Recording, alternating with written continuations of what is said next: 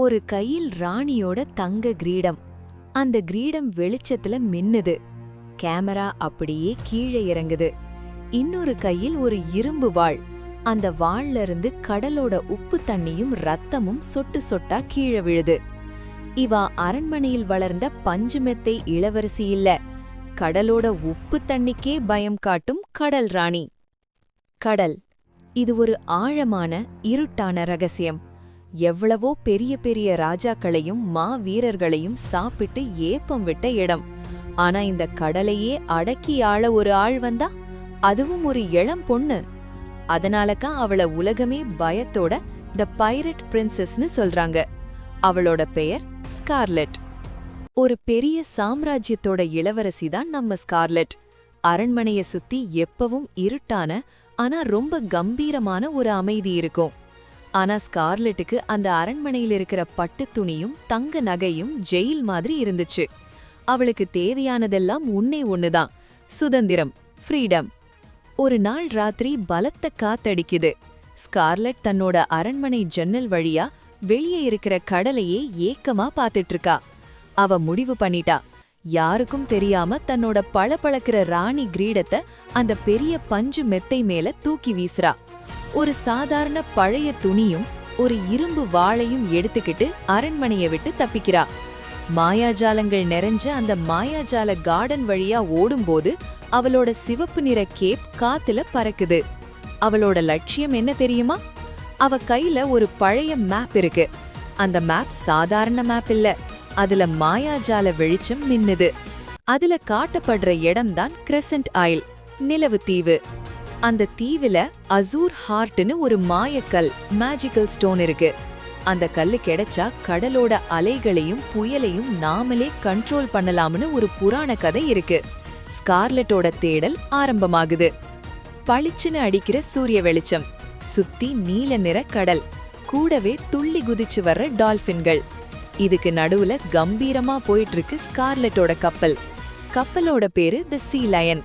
Scarlet கப்பலோட steering wheel கிட்ட நின்னு காத்துல முடி பறக்க கெத்தா சிரிச்சிட்டு இருக்கா. ஸ்கார்லெட் ஒன்னும் தனியா போகல, அவளுக்குன்னு ஒரு வெறித்தனமான க்ரூ இருக்காங்க.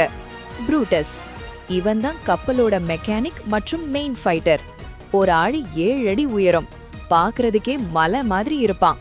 இவனோட ஆயுதம் என்ன தெரியும்னா, ஒரு பெரிய கப்பலோட இரும்பு நங்கூரம் தான். அத ஒரு சின்ன பொம்மை மாதிரி அசால்ட்டா சுத்துவான். சைலஸ், இவன் தான் நேவிகேட்டர். ஒரு வயசான ஆனா ரொம்ப அமைதியான ஆளு. கண்ல ஒரு பழைய துணிய கட்டியிருப்பான். ஆமா, இவனுக்கு கண்ணு தெரியாது. ஆனா அவனோட கைத்தடிய கப்பலோட மரத்துல வச்சா போதும், கடலோட வைப்ரேஷனை வச்சும் காத்தடிக்கிற திசைய வாசம் பிடிச்சும் எக்ஸாக்டா ரூட் பண்ணுவான். ரூபி, ஒரு 10 வயசு சின்ன பொண்ணு, ஆனா ஸ்னைப்பர்ல கில்லாடி. கப்பலோட உச்சியில உட்கார்ந்துகிட்டு அவளோட மாயாஜால ஸ்னைப்பர் ஸ்கோப் வழியா சுத்தி நடக்கிறத கவனிச்சுக்கிட்டே இருப்பா. இவங்க 4 பேரும் கப்பல்ல உட்கார்ந்து சிரிச்சு பேசி சாப்பிட்டுட்டு இருக்காங்க. அரண்மனைய விட்டு வந்த ஸ்கார்லெட்டுக்கு இந்த க்ரூ தான் அவளோட உண்மையான ஃபேமிலி. ஜாலியா போயிட்டு இருந்த கப்பல் திடீர்னு ஒரு பெரிய புயல்ல மாட்டிக்குது. பிரகாசமா இருந்த வானம் டக்குன்னு ஊதா நிறத்துல மாறி மின்னல் வெட்டுது. அப்போ சைலாஸ் திடீர்னு பயந்து போய் கத்த ஆரம்பிக்கிறான். ஸ்கார்லெட், கிழக்கே இருந்து ஒரு மோசமான வாசனை வருது, சாபத்தோட வாசனை. கடல் தண்ணிக்கு மேல திடீர்னு ஒரு பச்சை நிற பனிமூட்டம் பரவுது. அந்த பனிமூட்டத்துக்குள்ள இருந்து மெதுவா ஒரு பிரம்மாண்டமான பேய் கப்பல் வெளியே வருது. கிழிஞ்ச பாய்மரங்கள், உடைந்த கட்டைகள், அதுதான் தி டார்க் ஃப்ளீட். இந்த படையோட கேப்டன் பேரு சலசார். சலசார் ஒரு சாதாரண ஆள் இல்ல, பல 100 வருஷங்களுக்கு முன்னாடி சபிக்கப்பட்டவன். அவனோட பாதி முகம் பாதி உடம்பு கடல் பாறையாலும் பச்சை நிறத்துல மின்ற சங்குகளாலும் ஆனது. அவனோட பேய் ஆளுங்க எல்லாரும் கடலுக்கு அடியிலிருந்து வந்த ஜாம்பிஸ் மாதிரி நிக்கிறாங்க. சலசாருக்கும் அந்த அசூர் ஹார்ட் கல்லு தேவை. அந்த கல்லு கிடைச்சா உலகத்தையே அருளுக்குள்ள கொண்டு போயிடுவான். பனிமூட்டத்துக்குள்ள இருந்து திடீர்னு பெரிய பெரிய இரும்பு சங்கிலிகள் காத்துல பறந்து வந்து ஸ்கார்லெட்டோட கப்பலை ஓட்ட போட்டு குத்தி பிடிக்குது. பாம்னு பச்சை நிற நெருப்போட பீரங்கி குண்டுகள் ஸ்கார்லெட்டோட கப்பலை தாக்குது. மரக்கட்டைகளெல்லாம் தெரிச்சு பறக்குது. மழை கொட்டி தீக்குது. ஸ்கார்லெட் கொஞ்சமும் பயப்படாம தன்னோட வாளை உறவிக்கிட்டு முன்னாடி வர்றா. சலசார் அவளை பார்த்து நக்கலா ஒரு ஈவில் ஸ்மைல் சிரிக்கிறான். ஒரு சின்ன இளவரசி, நீ எல்லாம் கடல்ல என்ன பண்ண போற? அந்த மேப்பை என்கிட்ட குடுத்துட்டு ஓடிடு சலசார் கத்துறான். வந்து எடுத்துக்கோடா ஸ்கார்லெட் ஒரு சூப்பர் ஹீரோ மாதிரி காத்துல ஜம்ப் பண்ணி எக்ஸாக்டா சலசார் கப்பல்ல போய் மாசா லேண்ட் ஆகுறா. ஃபைட் வெறித்தனமா ஆரம்பிக்குது. ஒரு பக்கம் நம்ம ப்ரூட்டஸ் தன்னோட நங்கூரத்தை வச்சு சலசாரோட ஆளுங்களை பந்து மாதிரி அடிச்சு கடலுக்குள்ள தூக்கி போடுறான். மேல பாய்மர கம்பத்துல உட்காந்துட்டு இருக்க நம்ம சின்ன பொண்ணு ரூபி சுடுற ஒவ்வொரு தோட்டாவும் பேய் ஆளுங்களை ஒளியா மாத்தி சிதறடிக்குது. ஆனா சலசார் ரொம்ப பவர்ஃபுல். ஸ்கார்லெட் ஓடி போய் அவனோட நெஞ்சுல வாளால வெட்டுறா. ஆனா அவன் உடம்பு பாறை மாதிரி இருக்கிறதால ஸ்கார்லெட்டோட இரும்பு வாள் அவன் மேன பட்ட உடனே சுக்குநூறா உடைஞ்சு செதறுது. சலசார் ஸ்கார்லெட்ட ஒரே கையில தூக்கி அவளோட கப்பலோட ஸ்டீரிங் வீல் மேல தூக்கி வீசுறான். வீல் உடைஞ்சு கப்பலுக்குள்ள தண்ணி புகுந்து முழுக ஆரம்பிக்குது. ஸ்கார்லெட் யோசிக்கிறா, இதுக்கு மேல நேருக்கு நேர் ஃபைட் பண்ண முடியாது, மூளையை யூஸ் பண்ணணும். அவ கண்ல ஒரு சிவப்பு நிற துப்பாக்கி மருந்து பேரல் படுது. அத உருட்டி சலசாரோட மெயின் பாய்மரம் கிட்ட விட்டுட்டு ரூபிய பாக்குறா. ரூபி கரெக்டா தன்னோட ஸ்னைப்பரால அந்த பேரல சுட டபால் ஒரு பிரம்மாண்டமான நெருப்பு வெடிப்பு.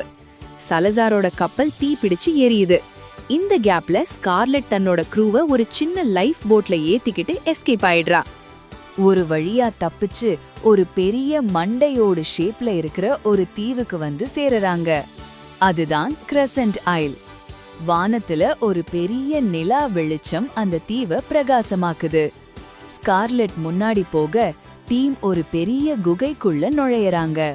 அந்த குகை இருட்டா இல்ல, செவரு பூரா நீல நிறத்துல மின்னற பாசிகள் இருக்கு. உள்ள போனீங்கன்னா ஃபுல்லா பழமையான புதிர்கள், மேல இருந்து விழுகிற பாறைகள்னு நிறைய பொறிகள். சைலாஸ் தன்னோட கைத்தடியோட எக்கோ, அதாவது சத்தத்தை வச்சு அந்த டிராப்ஸ்ல இருந்து டீமை காப்பாத்துறான். ஒரு பிரம்மாண்டமான கல் கதவு வருது. அதுல நிறைய ரகசிய எழுத்துக்கள் மின்னுது. ஸ்கார்லெட் தன்னோட அறிவை பயன்படுத்தி அந்த கல் பிளாக்குகளை கரெக்டா நகர்த்தி புதிர சால்வ் பண்றா. கதவு மெதுவா திறக்குது. உள்ளே இருந்து கண்ணை பறிக்கிற அளவுக்கு ஒரு பிரகாசமான நீல நிற வெளிச்சம். அது ஒரு பெரிய புதையலறை. எங்கும் தங்க காசுகள். ஆனா நடுவுல ஒரு தங்க பீடத்துல காத்துல மிதந்துகிட்டு இருக்கு அந்த தி அசியார் ஹார்ட்.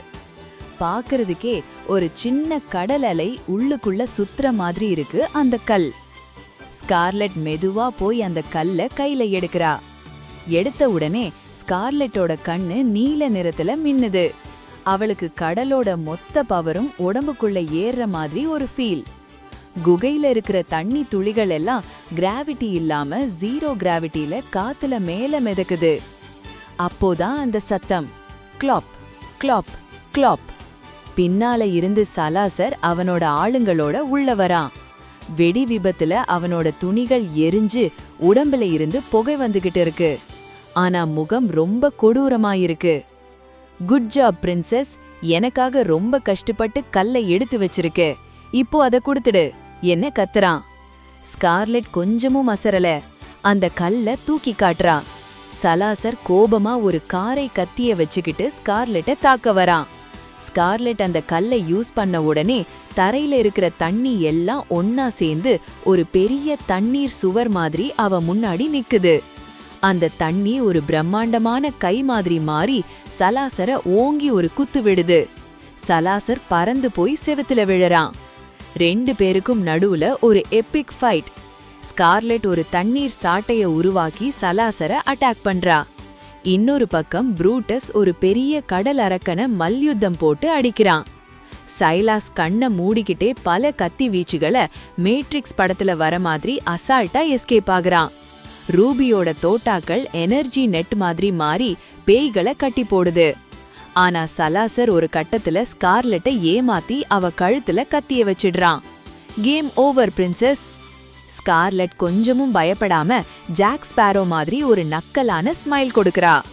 உன் மேல இருக்கிற சாபம் பாறையா ஆக்குற சாபந்தானே, இந்தா வச்சுக்கோ என்று சொல்லி கையில இருந்த அந்த அதீத பவர் கொண்ட தி அசியார் ஹார்ட் கல்ல சலாசரோட நெஞ்சுல ஓங்கி குத்திடுறா. அந்த கல்லோட மொத்த எனர்ஜியும் சலாசரோட உடம்புக்குள்ள பாயுது. அவனால அந்த பவரை தாங்க முடியல. அவனோட உடம்பு முழுக்க அதிவேகமா சாம்பல் நிற பாறையா மாற ஆரம்பிக்குது. சில செகண்ட்ஸ்ல சலாசர் கத்திக்கிட்டு இருக்கும்போதே ஒரு கல்லு சிலையா மாறி அங்கேயே உறைஞ்சு போயிடுவான். இத பார்த்து அவனோட பேய் ஆளுங்க பயந்து போய் கத்திக்கிட்டே ஓடிடுறாங்க. ஃபைட் முடிஞ்சது. குகை அமைதியாகுது. ஸ்கார்லெட் அந்த அசியோர் ஹார்ட் கல்ல கையில எடுத்து பாக்குறா. அந்த கல்லோட வெளிச்சம் இப்போ மெதுவா குறைஞ்சுகிட்டு இருக்கு. அவளுக்கு தெரியும், இந்த கல்ல வச்சுக்கிட்டு அவ அரண்மனை திரும்பி போனா உலகத்துக்கே ஒரு பெரிய பவர்ஃபுல் ராணியா மாறலாம். யாருமே அவளை எதிர்க்க முடியாது. ஆனா அவளுக்கு அந்த பவர் தேவையில்ல. அவளுக்கு தேவை உலகத்தை சுத்தி பாக்குற அட்வென்ச்சர். அவளுக்கு தேவை அவளோட சுதந்திரம். அவ மெதுவா நடந்து போய் அந்த குகையில இருக்கிற ஒரு ஆழமான கடல் அகழியில அந்த மாயக்கல்ல தூக்கி வீசிடுறா. அது இருட்டுக்குள்ள முழுகி காணாம போகுது. கடலோட பவர் கடல்கிட்டயே இருக்கட்டும், நம்ம பவர் நம்ம கிட்ட தான் இருக்கு என்று சிரிச்சுக்கிட்டே சொல்றா. ப்ரூட்டஸ், சைலஸ், ரூபி 3 பேரும் ஸ்கார்லெட்ட ரொம்ப பெருமையா பாக்குறாங்க. ப்ரூட்டஸ் கேக்குறான், இப்போ நம்ம பெரிய கப்பலும் இல்ல, பவர்ஃபுல் கல்லும் இல்ல, அடுத்து என்ன கேப்டன் என்று கேக்குறான். ஸ்கார்லெட் அங்க இருந்த ஒரு சின்ன படக பாயிண்ட் பண்ணி சொல்றா, கடல் பெருசு மச்சான், அடுத்து என்ன நடக்கும்னு தெரியாம போறது தானே உண்மையான அட்வென்ச்சர். போலாம். என் பேரு ஸ்கார்லெட், நான் த பைரட் பிரின்சஸ்.